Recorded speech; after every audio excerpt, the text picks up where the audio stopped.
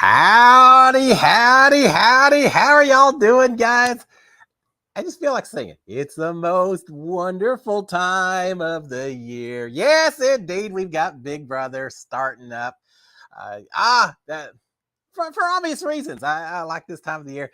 We got an hour. I figured we're probably going to take the whole hour talking about the first week of Big Brother. A lot going on. There are some people playing the game, right? It's been interesting. Not always fun to watch, but certainly interesting. All right. Let me start off before I go any further with a big old SKD 143. Love my wife, love my kids, love reality TV fans, but especially love the Big Brother fans, and especially love the Big Brother fans who are out here either watching Cliff Notes live tonight or watching on replay. Either one is available. I appreciate all you guys. I'll say it right now before we go any further. It's the time of year where I'm dropping a lot of episodes. We're doing the Monday Night Live, but I'm also doing my morning recaps every morning. God, they stay awake so long. It makes it hard to do it, but I'm dropping videos every morning. So if you aren't already signed up for this channel, please consider doing so. Turn on your notifications. And that way, if I drop an episode at 6 o'clock in the morning, if they stay up till noon and I don't drop it till noon, you'll get notifications no matter what. So please consider doing that. And you can give a little thumbs up while you're out there as well. They told me it helps with the algorithms and all that. So thank you for that. All right, guys, let's see who's out here. And then we're going to get right into Big Brother talk, I think. All right. Amanda Lowe. Howdy, Amanda. How are you doing? Yeah, I'm excited. Big Brother's back as well. Bradley Huff. Howdy, Brady. How are you doing? Jake, the horror movie geek. How are you doing, Jake? Ma as well. Hey, Ma. Paula Scar. Angie Hung as well. Hey, Angie. How are you doing up there in Canada? Probably a little cooler than we are down here in Texas. Chaz is out here. Dimebag Darren. All right, Dimebag. I haven't seen you for a while. Welcome aboard again. Lauren O as well. I just lost my area. All right. Marilyn Sutherland, Chris, and Ryan 51. Michelle Teller, Travel the World. Always love that login name. And Ben Conover. Man, all my friends out here. So much fun. I mean, I enjoy just out here talking to y'all about just whatever comes up for the week, but especially during the Big Brother season. So much fun. What do y'all think about the first week? As I said before, I do those overnight feeds. And I remember when I was in the house, I tried to stay up with everyone else because, you know, the FOMO, fear of missing out, especially those first few days where everyone's trying to put these alliances together and everything. If you don't stay up, then you miss out on so much. But these house guests, I feel like they're just making it a challenge to see who can stay up the longest, or maybe just no one wants to go to bed early. But it has been hard. There's times where I'll stay up till 5 or 6 doing the recaps, post it, and then look out on TV. They're still awake. So that's been kind of a challenge, but it's been a lot of fun. Now, do y'all realize during my season, we didn't get live feeds until after the first week? I think we went in the house on a Tuesday and we started live feeds on a Wednesday. So we had 8 days where y'all didn't get to see everything that's going on. We're only on, I think, the 5th night. Tonight will be night number 6, the Big Brother house. Can you imagine watching Big Brother in a couple of days and not having seen anything that took place in this first week?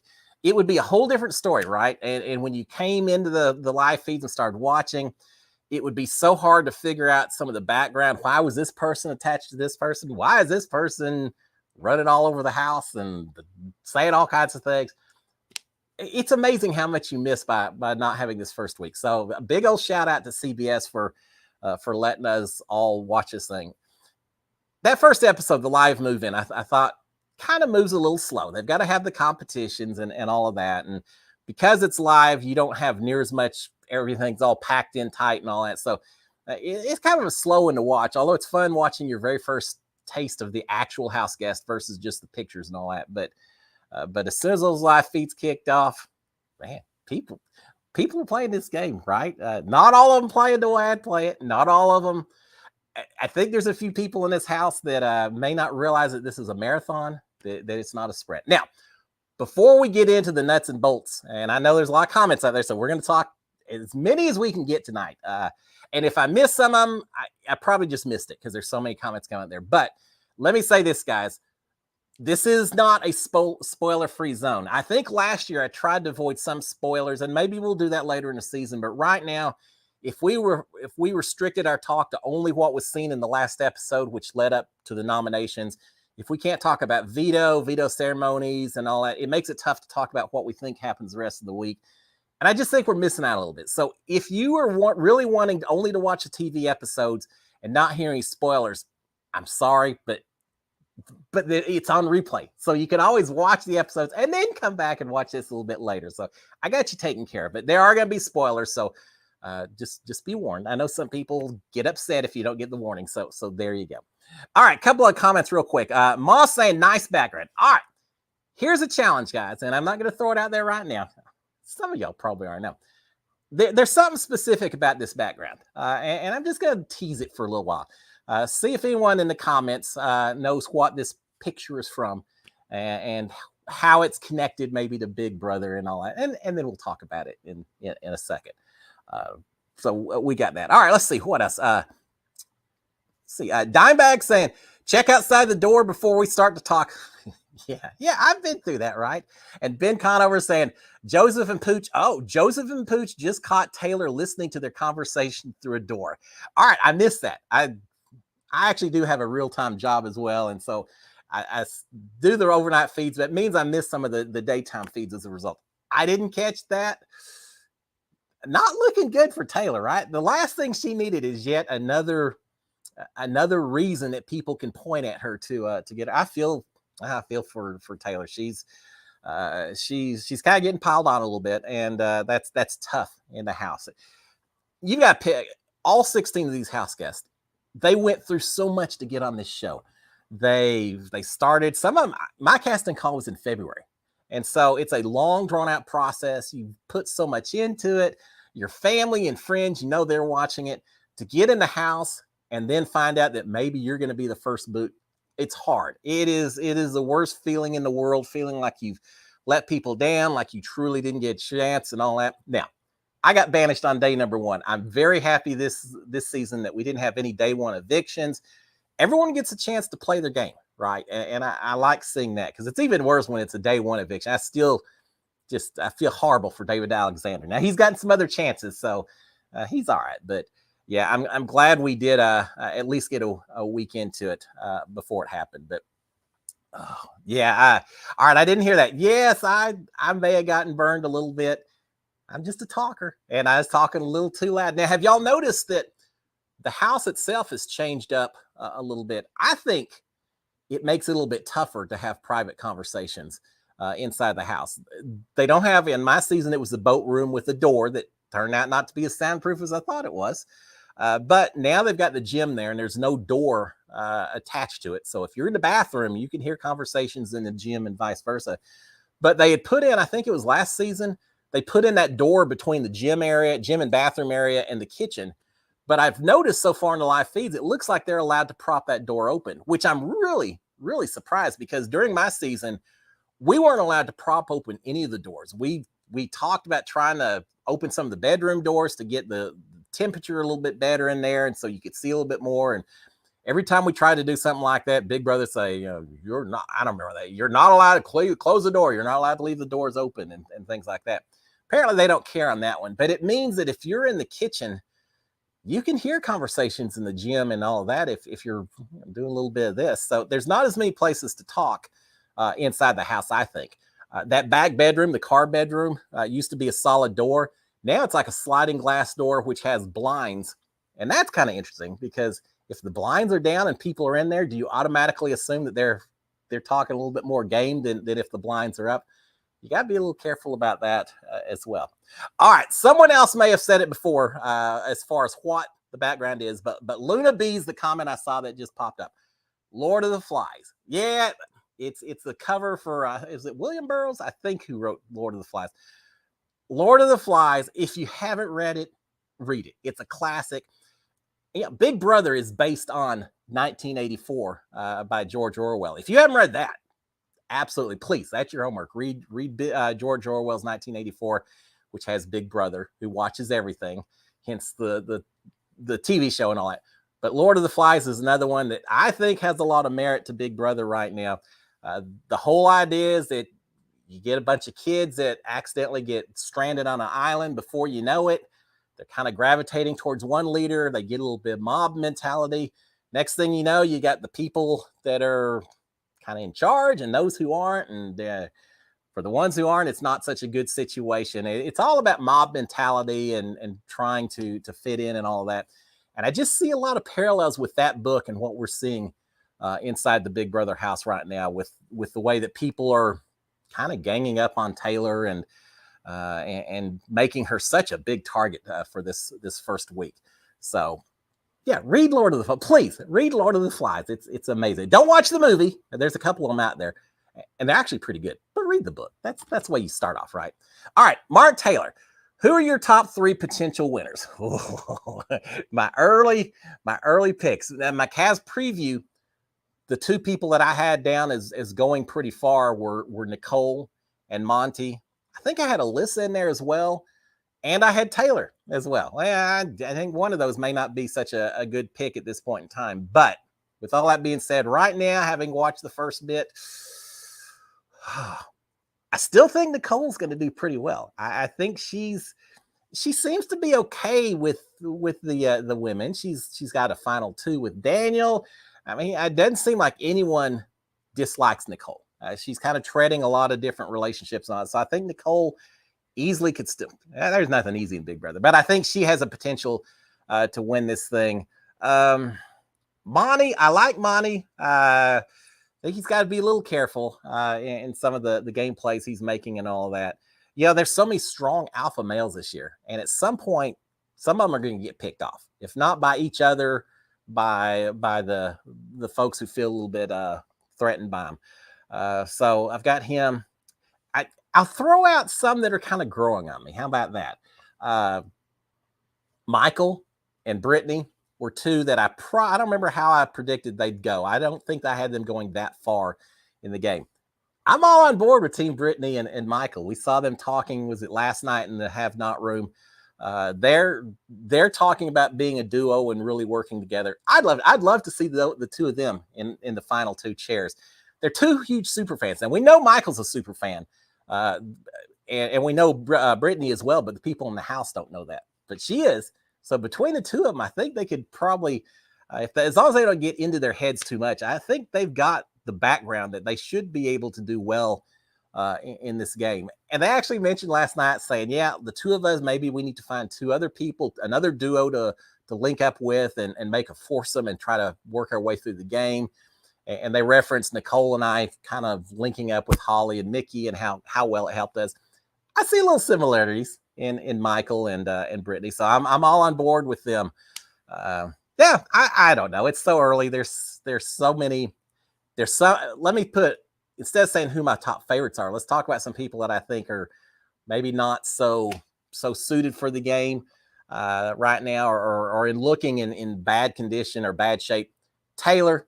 She's gotten ganged up on. Unless something weird with the twist happens, and we're going to talk about that. But unless something weird with the twist happens, I think Taylor probably goes home. Paloma, we talk about marathons versus sprints. Paloma's running full speed. She's running this like it's a 100-yard dash and not a Boston Marathon. She can't keep it up. She's going to flame out. Was it Icarus that flew too close to the sun? His wings melted, and there he goes tumbling down. Paloma's getting ready to learn a few lessons here and there, I think. So we've got that. All right, let's have a couple of comments. Chaz saying, what do you think about Paloma and Michelle Turner? Paloma is wild on the feet. All right, yeah, well, let's just keep on talking about her.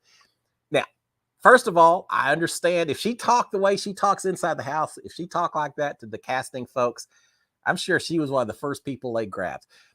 I underestimated her. Well, maybe not, because I don't know that she's going to last that long. But being only 22 and not having as much life experiences as some other people, I didn't necessarily assume that she would last long in the game. I kind of thought she'd come in and feel like maybe she knew a little more than, and maybe not be willing to sit back and all that. And it kind of has turned out to be the case. But give her props. She came in with a game plan, and she's pulled a lot of people in, and she's got a lot of people. She talked that she's got Daniel wrapped around her little finger. And I thought that was a little bit of a cocky statement to make when she said it. But then I look at Daniel and the way he kind of talks to her and everything, and maybe she does a little bit. So I mean, what's the difference between confidence, self-confidence, and cockiness? I guess it's whether you can back it up or not. I'm not convinced that she's going to be able to back it up. She's got too many pans in the fire, and that's saying I think she's spread herself out a little too thin. People eventually are going to figure it out. It's easy to say that you're loyal to someone as long as it helps your game, and I think she's got a lot of folks that she feels are working with her and part of her group and all that. I think a lot of them, the first chance they get to dethrone the queen, they're going to take the chance and do it. So yeah, but I, she makes me nervous when she starts talking, just because that's not even talking about some of the controversy, but just the speed at which she talks. I'm a Texan. I tend to talk a little slow. Now I feel like I'm talking fast right now to you guys, but typically I talk a little slow. But Paloma comes in there and her brain is so full of so many different thoughts that she can barely get the conversation out there because she's got so much that she wants to talk about. And she's trying everything. I don't know if y'all saw it, but she was in the storage room. She was in the backyard. She's telling a lot of people that when she wins, not even win, after she wins this Big Brother, that she's going to take that money and she's going to invest it in everyone else's businesses in the house, that she knows they all are alpha type personalities and all have great ideas. So she's just going to give the money to all of them to invest.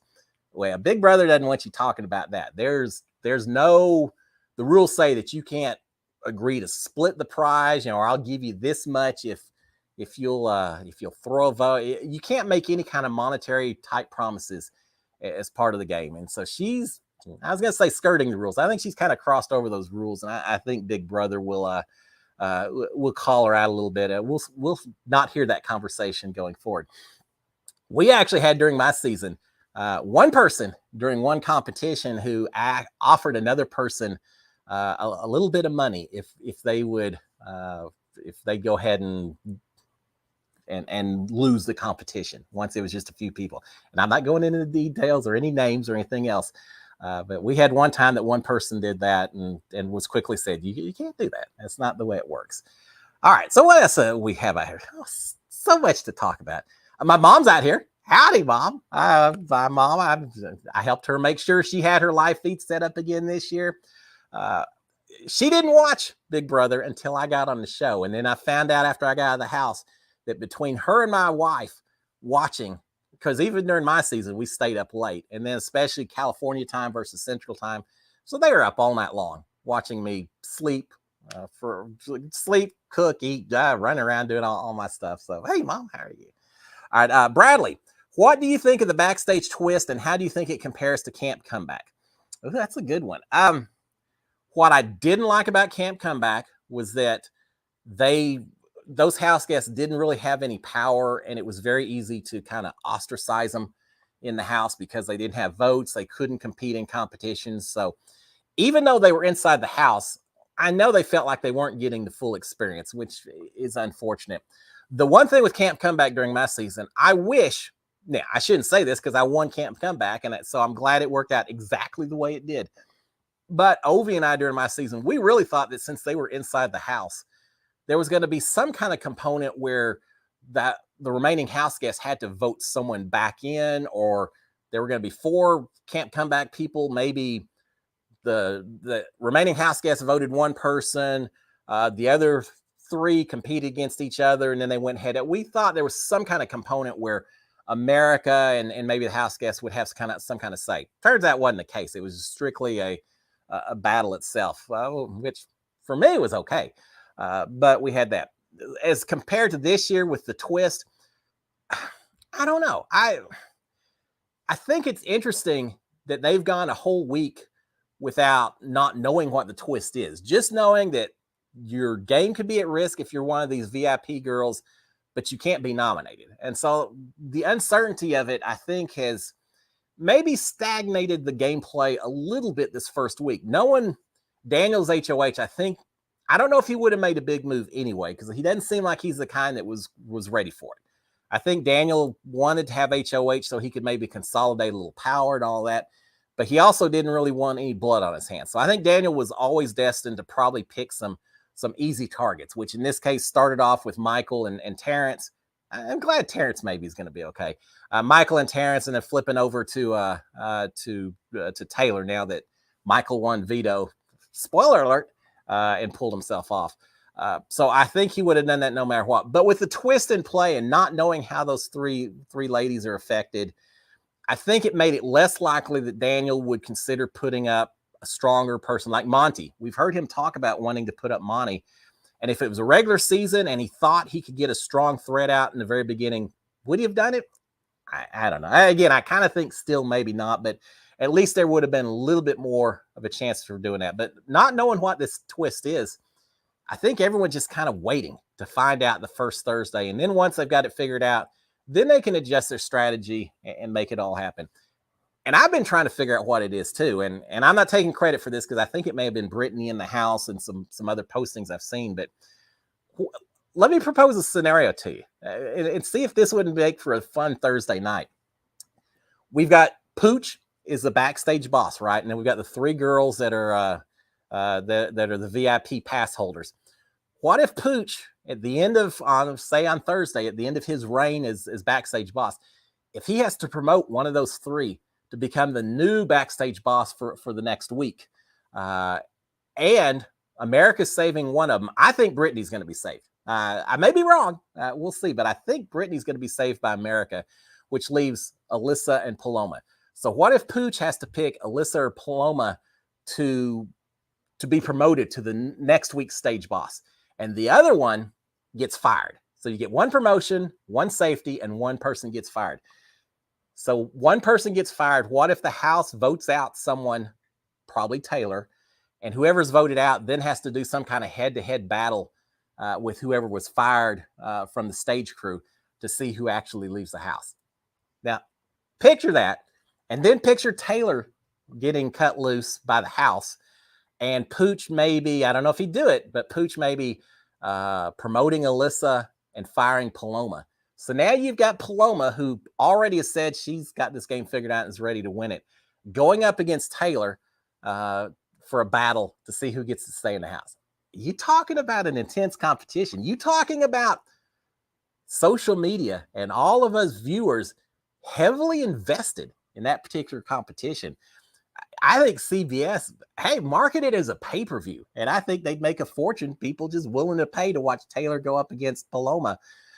We would definitely have the hero and the villain, right? I mean, it's so CBS. If you're thinking about it, I'll be happy to host a pay-per-view if you want to do it. And here's the other thing: CBS didn't tell us what the twist was, right? There's nothing to say that they haven't changed or manipulated the twist a little bit to fit whatever storyline developed in the first week.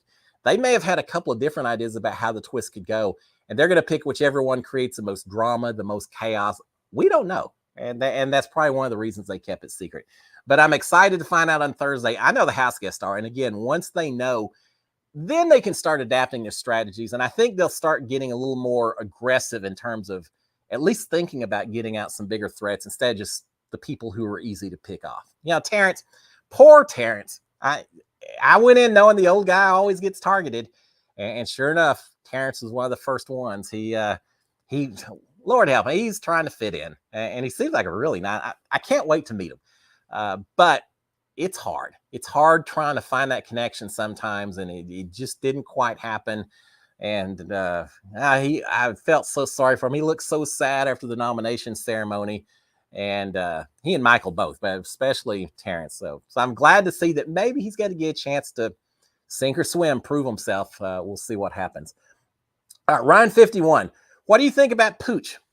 I don't know. I'm hot and cold with him. I went in thinking that he was going to be one of the stronger players, and I still think that, but for whatever reason, he just doesn't really seem to have the trust of a lot of people. I've heard Amira and Jazz. I've heard a lot of the women saying that of all the guys, maybe he's one that they don't really trust so well. I can't remember.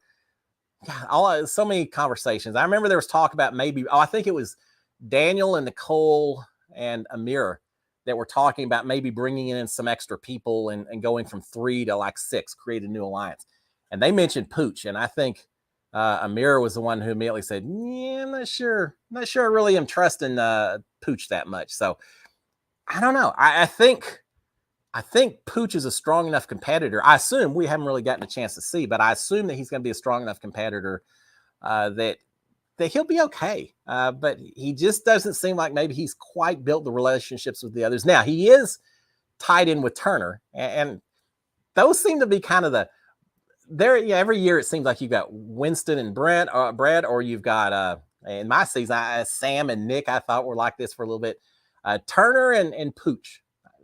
I can't say that thinking Turner and Hooch, the old movie, but the two of those guys, I think they're a little comedic relief. I watched them in the backyard last night and night before. It's been 3 or 4 days. They ought to know everyone's names by now. They still don't. Turner still didn't know who the name of the HOH was. He didn't know who Daniel was. And so they're fun to watch. I'm curious to see how they act as a duo. A lot of people know they're tight with each other, and I think they may be one of those duos that people are quick to target just because they don't have enough connections outside the duo necessarily. We'll see. All right, what else do we have? Adam saying, you and Nicole are my favorite house guests. Well, thank you. I appreciate that. I absolutely do. It was so much fun playing the game with her, and yeah, it was a blast. I think everyone in the house has to have a ride or die, someone that you can absolutely trust. I was lucky I had Nicole. I think she was lucky that she had me. Not everyone has that kind of situation in the house. Even Brittany and Michael, as tight as they are, they talked about doing a duo and all that.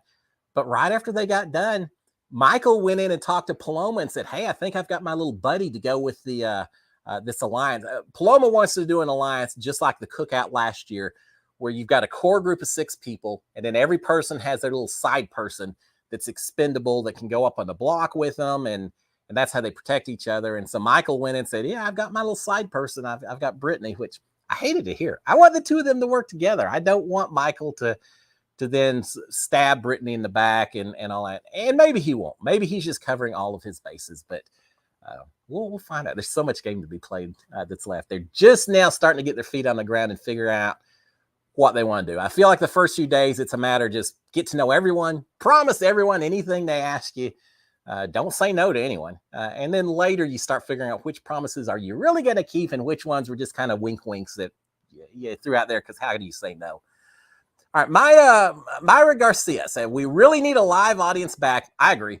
It really gives good intel to the house guests by who they are evicting, cheering, booing. Now that's a good point that I hadn't thought of.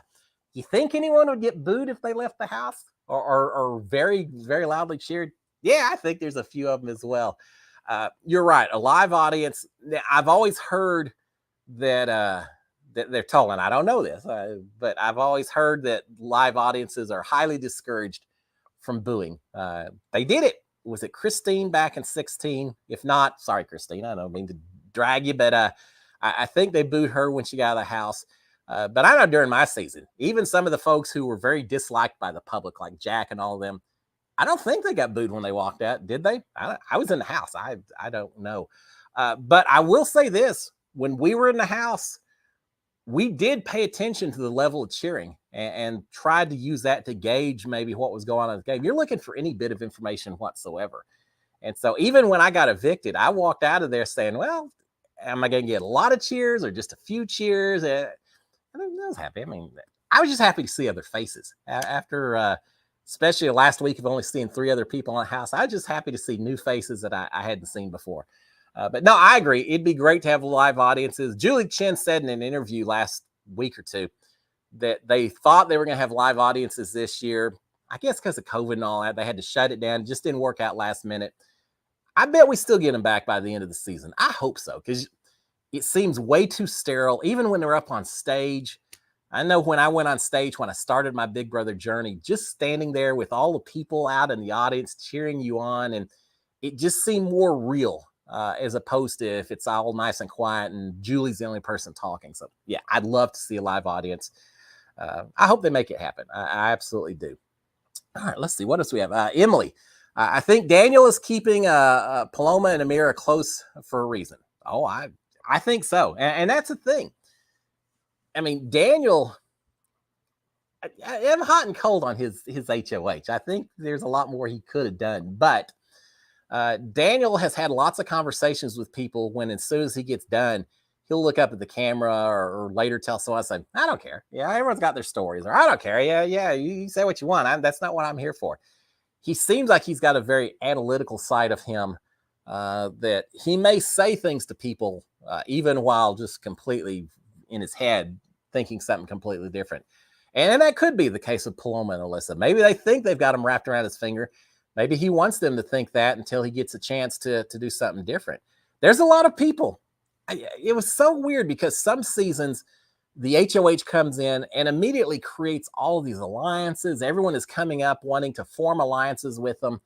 Look at last season with Frenchie. Frenchie has alliances with everyone. He promises safety to everyone, and it kind of screwed his game at the end. But he had a lot of people that were wanting to include him because he had the power of the HOH. With Daniel, that wasn't really the case. He spent the first day or so waiting for people to come up and visit him. He was happy when Amira finally showed up to talk to him as the first person, because he was expecting to see more people scrambling to try to work deals with him, and it just didn't turn out to be the case. So, yeah, I don't know if Daniel's HOH has protected him as much as other seasons past. He's got a tight final two with Nicole, and I think that's a heck of a person to be tied in with, because I think she'll do well, as I said. And he's got a lot of people that are saying that they've got his back. I don't think he goes home next week, anything like that. I think he said that the only person who maybe would put him up is Michael, maybe Indy.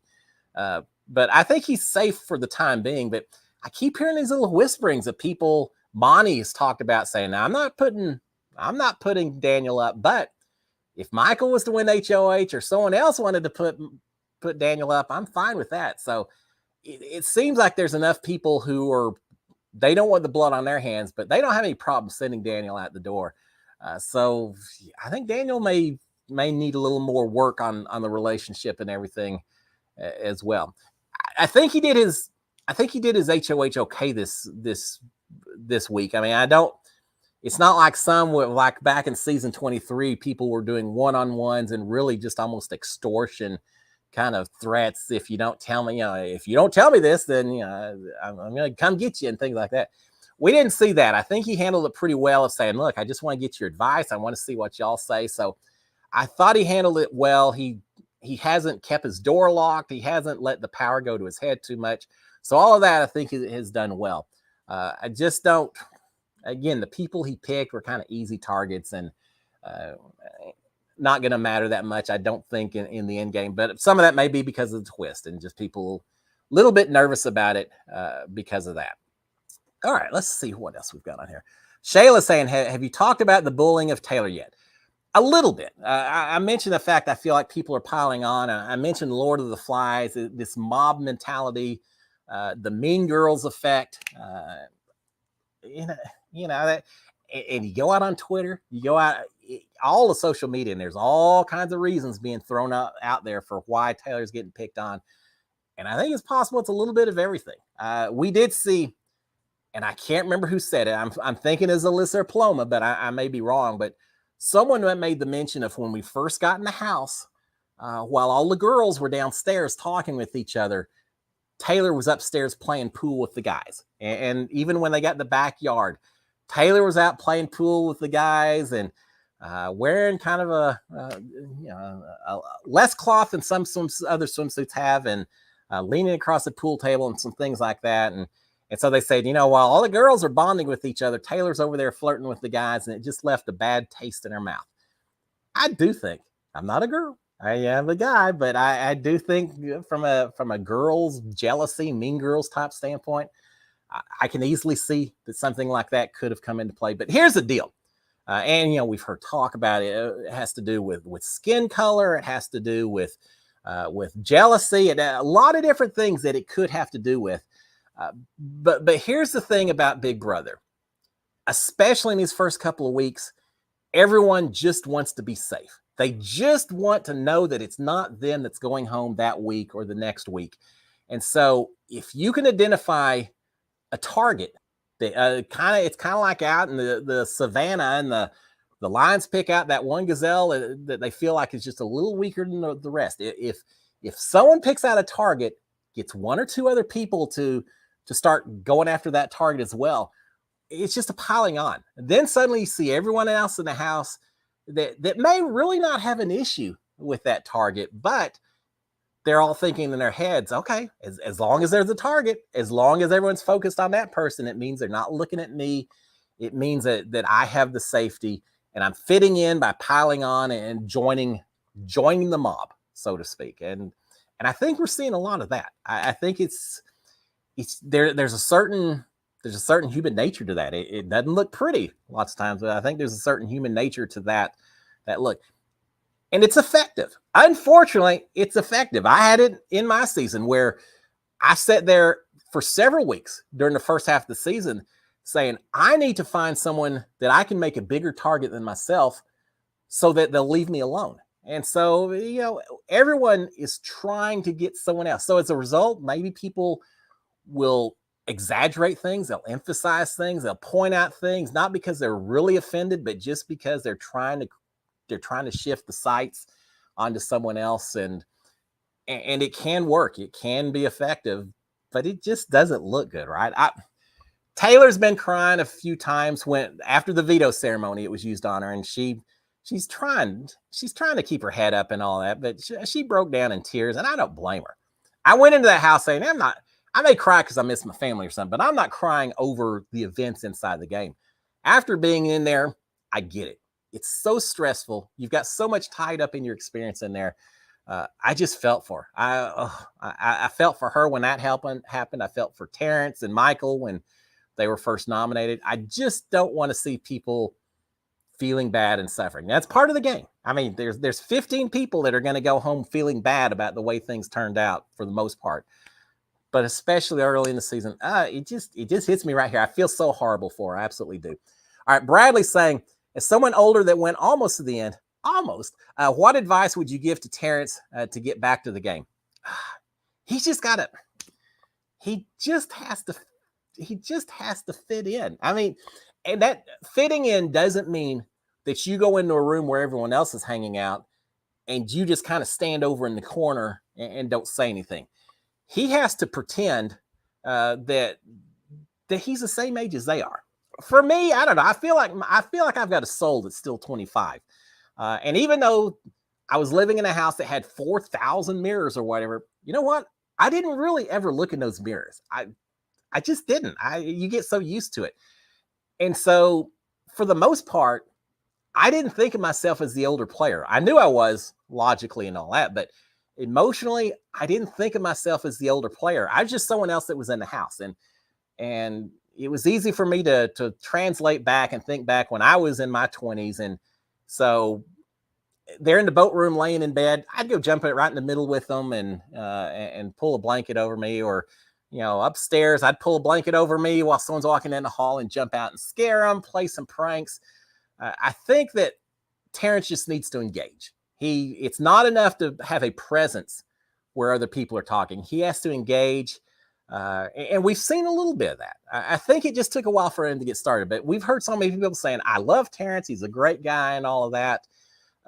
The issue now, and maybe he's getting in a little bit of a sweet spot. Paloma still wants him gone. And I think it's just because she doesn't see Terrence as one of her minions that is following along with what she wants to do. And she wants to get rid of everyone who she doesn't feel is part of Team Paloma. She wants him gone. But for the most part, everyone's saying, look, Terrence, I love him. He's a great guy. He's not a threat. We can get him out a little bit later.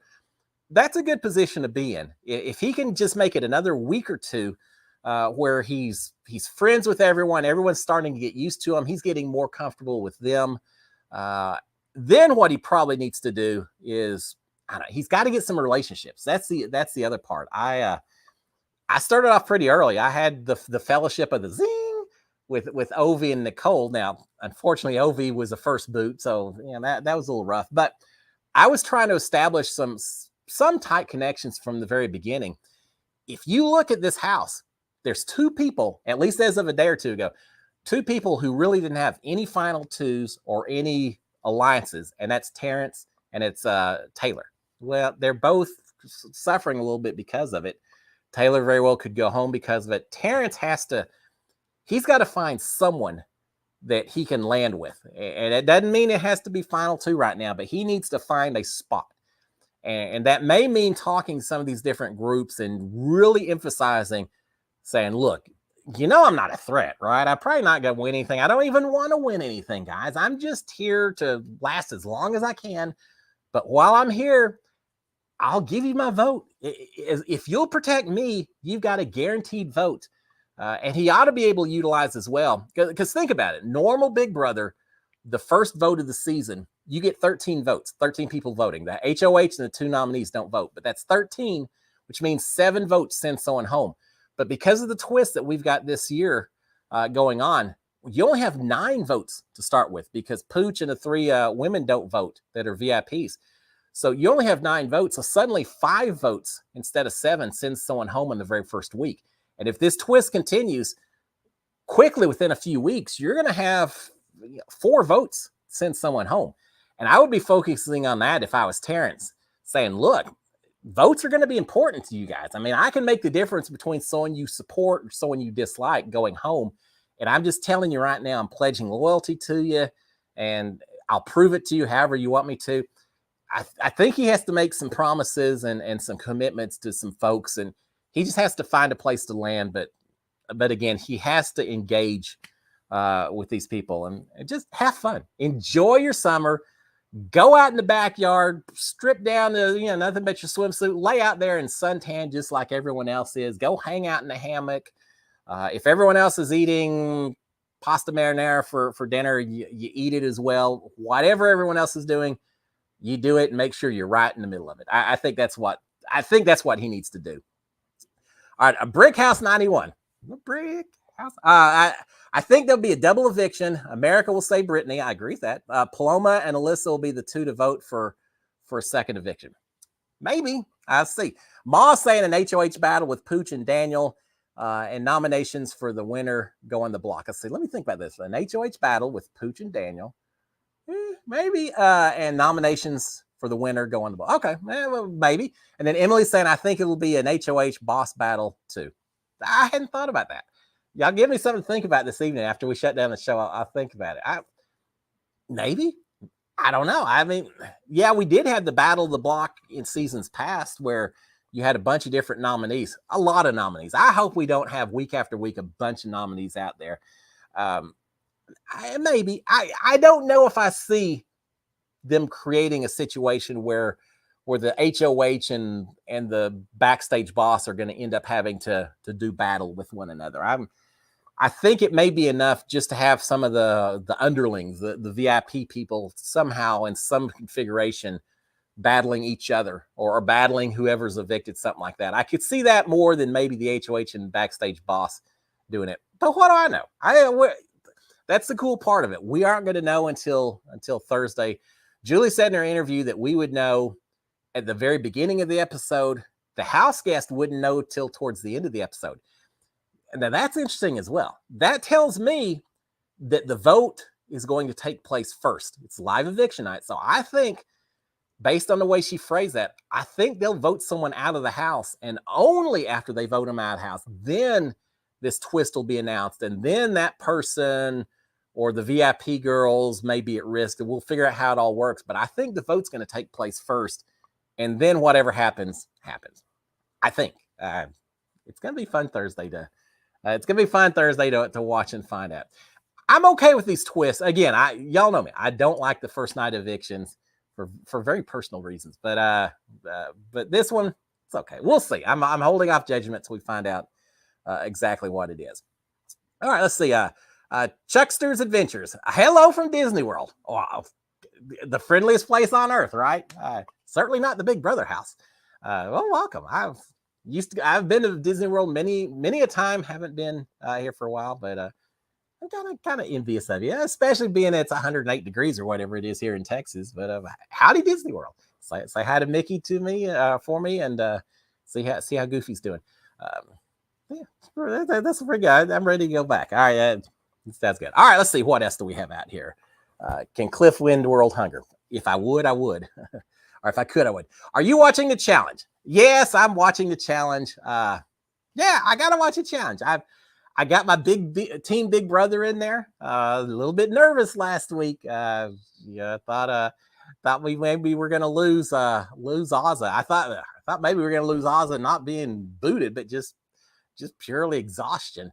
I was feeling a little bit for David Alexander because David doesn't always handle the first day challenges so well. And for those of you who aren't watching, they had to go down a building and do math as they got to every window. It had a number, and they had to multiply, divide, all that, and get to the bottom. Whoever did it fastest won. Whoever did it slowest potentially gets eliminated. Yeah, I watch the challenge. I love the challenge. I've watched it since, I don't know, Dirty 30 or whatever, however many. There's so many seasons of the challenge. But yeah, I've watched it for several years now. And especially with all these people I know competing in there, it's fun. I'm not ready to say I enjoy it more than the challenge that's on MTV.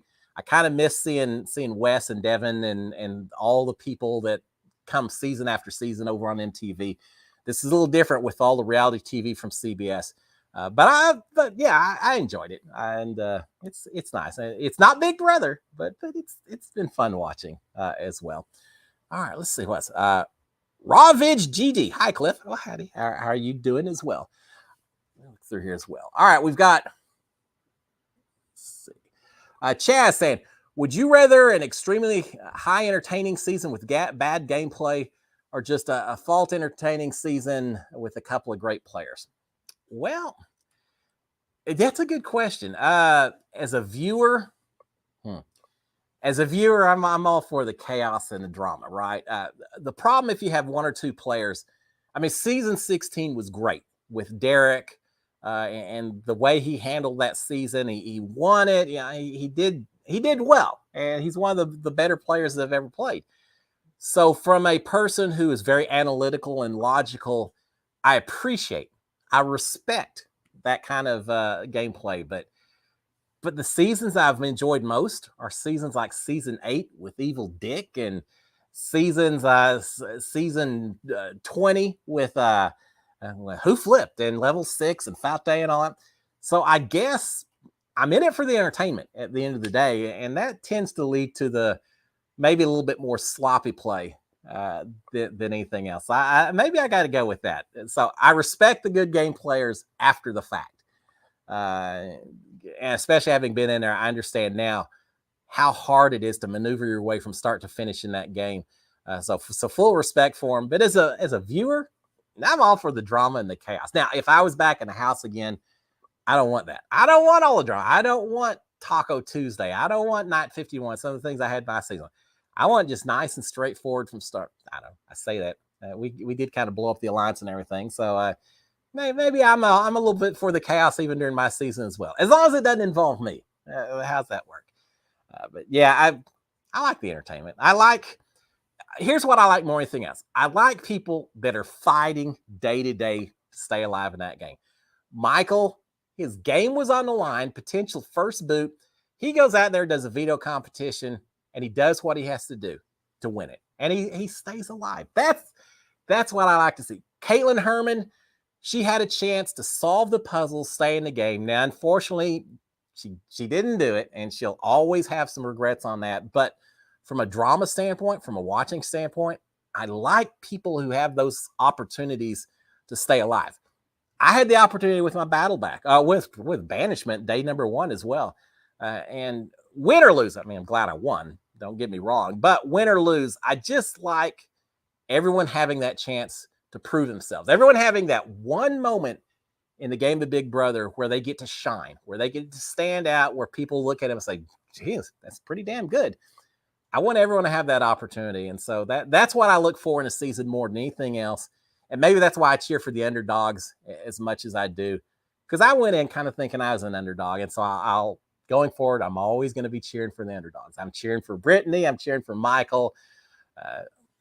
I don't have anything against the big alpha jock males who can win every other competition. But sometimes, I want the people to surprise us a little bit. So I always like the winners that you wouldn't expect to win. We'll see if we get that this season. All right, Fetty B saying, is it better to apply for Big Brother online or in person? Well, excuse me. I think it has to do with what kind of person you are. If you're kind of an improv person, if you can just sit there and chat, and you can talk to a rock if it comes down to it. then maybe it's a good thing to show up in person where you can really exhibit your personality in the way that not only interacting with the producers who are watching, but how you interact with other people in the room and just having fun and all. If you're that kind of personality, then I'd say probably try out in person. If you're a little bit more reserved and you like to plan everything out and you think that you would prefer to have, maybe that you think you're going to stutter or stumble over your words, something like that, well, then maybe there's something to be said for applying online where you can control a little bit more of what the edit is. I'm sure a lot of people apply in person and they walk out of there saying, oh God, I can't believe I said that, or why didn't I say this? Well, if you apply online, you have a little more control over what you're submitting. And so for that kind of person, so I think it depends on what kind of person you are as to watch which way works best. Now, I think Jesse, who handles casting now that Robin Cass is involved, someone asked him during a little Q&A if they're ever going to go back to online or in-person casting calls, things like that. And I think he said that they hope to eventually, but they didn't do it for the past few years, COVID and all of that. I'd like to have them come back because I do think that you get two different types of people, whether you try in person or send something in online.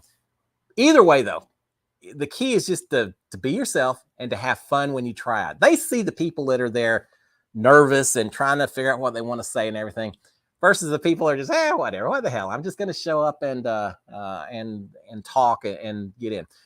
Quick story, I know we're out of time. When I applied, I didn't think it was a chance in heck that I was going to get cast. So I didn't have any pressure on me. I was just doing it for the fun of it. I was just doing it to embarrass my kids by saying, hey, I tried out for Big Brother. What do you think about that? So as a result, when I talked to the casting people, I wasn't nervous. I was just having fun. I was laughing. I was getting along with everyone. I was giving everyone a hard time. And I think that showed through with the producers. So I think there's something to be said for that. Now, my brother, Bowie, tried out for The Apprentice way back in 2000. It's been forever, but he was on the first season of The Apprentice, for those of you who don't know. He got talked into trying out. He showed up wearing a suit and tie and everything else, got there, and the line was 3 or 4 hours long to try out. And he said, yeah, I'm not doing that. So he went home, got undressed. People called, said, hey, how was the tryout? He said, yeah, I didn't do it. And people gave him a hard time, said, no, you got to go do it. We aren't going to accept no for an answer. So he quickly jumped in his car. He showed back up at the tryout. He didn't wear a suit or anything. He's just wearing a pair of shorts, flip-flops, an old ratty t-shirt and all that. And he went in and did his interview and ended up getting on the show. And I just think it's because he tended to show that he was just kind of his own person. He wasn't trying to fit in with everyone else. He wasn't taking it seriously. He just showed up basically saying, yeah, whatever. I think that shows through. I do. So always keep that in mind. All right, let's see what's Tactile Puma 58. No matter what happens Thursday, I hope the eviction has to do a Caitlin puzzle. Let me tell you something. I was on the block. Myself and Jessica were on the block, and we had to do the haunting of Caitlin Herman, where we waited till it was nighttime, went out in the backyard, had to run through fog to find puzzle pieces. And then we had to take those puzzle pieces and had to put it together. Now, for those of you who don't remember, Caitlin Herman's puzzle, she had back in season 20, she was evicted, but there was a special power. I think they had the hackers thing that year or whatever. But anyway, there was a deal where she could get back in the house if she could complete a challenge. And so the challenge that she had to complete, she got booted out of the house. She had to go upstairs, and she had a 7-piece, 10-piece puzzle, a puzzle of her, just standing there. And she had to put this puzzle together in 20 seconds, 30 seconds. Not a lot of time, but not a lot of puzzle pieces either. But she kind of got flustered. A couple of them wouldn't quite fit together. Next thing you know, it falls apart. She didn't make it. She got booted. Everyone's made fun of her ever since. Now, here's what Caitlin did that I love. I'm friends with Caitlin. I like Caitlin. She didn't take it seriously. She just kind of owns it. Says, yeah, I screwed up. It is what it is. It's horrible, but she finds a humor in it now, which I think you have to do when something doesn't quite go your way. But because of that, the next season, then they had the haunting of Caitlin Herman, where Caitlin showed up in our house and supervised us as we had to put together similar puzzle pieces to Caitlin's, where she was dressed like a zombie, because she's dead because she got booted from the house and all that.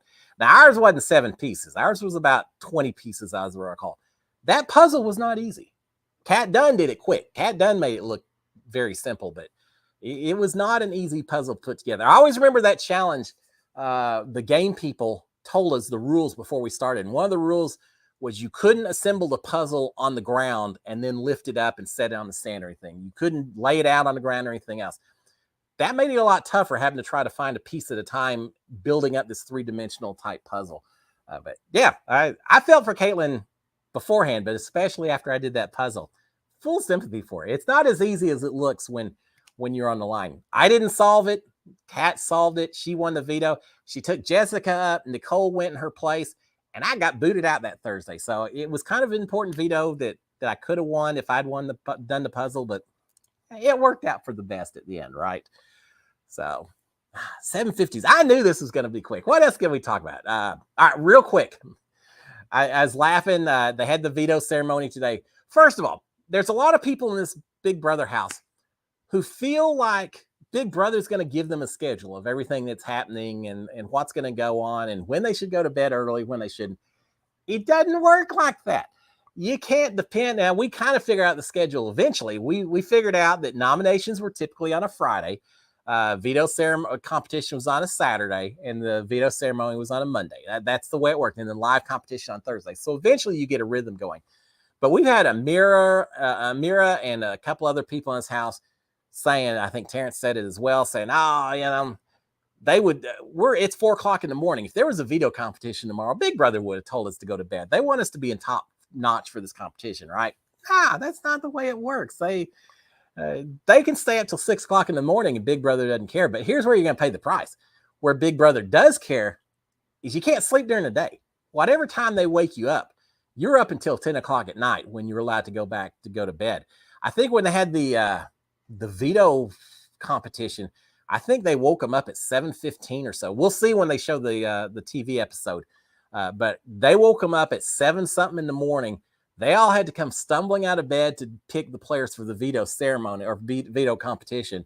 And then after that, it usually takes a while to actually do the competition. That's usually in the afternoon. And I think that happened here. But for those of these house guests that were up till 5 or 6 in the morning and then they got woken up at 7:15, they deserve it.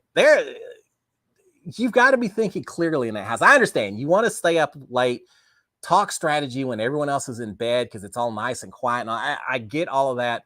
But there's something to be said for having a clear brain when you're making these decisions and everything else. The time I won HOH, it was the battle back and then the HOH competition, which meant the HOH competition didn't take place until like 10 o'clock at night or so. It was late. And then by the time I got my Big Brother room, it was 2 o'clock or so in the morning. And they woke us up, I think, at 8 o'clock or so in the morning for me to do my nominations. And of course, people have been in my room all night long talking to me. So I'm having to try to decide who I want to nominate with almost no sleep. I'm stressed out. I just got booted. And now I'm having to make this decision. I don't know that would have changed anything I did because I'm pretty happy with the picks I made. But if I'd had a full night's rest, at least I would have had a little bit more chance to think things through and maybe extract some promises from some people and things like that. But sometimes Big Brother wants you to be on edge and not quite thinking clearly. It adds to the drama. So they better figure that out pretty quick. And some of these people, for my sake, some of them better start going to bed a little bit earlier because I can't handle this. I can't stay up 24 hours a day, and that's what these folks are asking me to do. All right, 7:59. We're going to shut it down. We could talk for hours, but we're going to be back next Monday. We'll do it again. But, guys, I appreciate it. It's my favorite time of the year. Love it. I know y'all do, too. So thank you for going along with me. As I mentioned earlier, please go out, subscribe, turn on notifications. A thumbs up is always appreciated on this broadcast. For those of you who are watching on a replay, I'm glad you get a chance to watch it as well. Don't forget that I do my morning updates every morning. Funny how that works out, right? But now I'm trying to stay up all night long and watch the overnight feeds, post a little, I call it 15 to 20 minutes. It's been a little bit longer than that just because there's so many people, so many conversations, but 15, 30 minutes, a quick little recap of all the key stuff that happened overnight. So I'll continue to do that. So check out my recaps every morning. And we'll be back again Monday to talk more Big Brother. We're going to see we'll know what the twist is by next Monday. So I want to talk about that and see what y'all think. So guys, I appreciate it. Let me finish it up with big old SKD 143. Love you guys. Y'all have a great one. Cheers and enjoy Big Brother. Best time of the year. Y'all have a great one, guys. Bye.